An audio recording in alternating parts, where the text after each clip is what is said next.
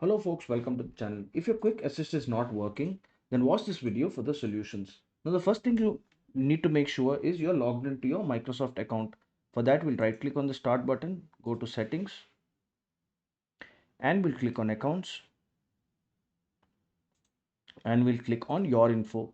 Now, if you're signed into the account, then we'll look for the other option. But if you're not, then you need to sign in. And how you'll sign in is you will go to sign in options and use any of these four options to sign into your Microsoft account using your Hotmail password, or you can create an Hotmail account.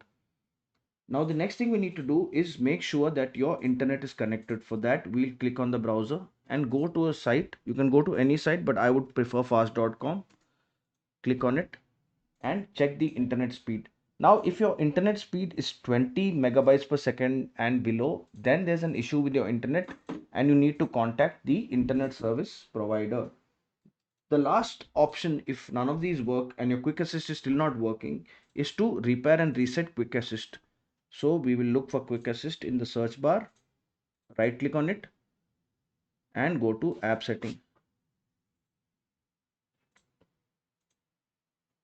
Now here we will click on the repair, wait for the check mark, and we'll click on reset and we'll wait for the check mark, and that should solve the issue.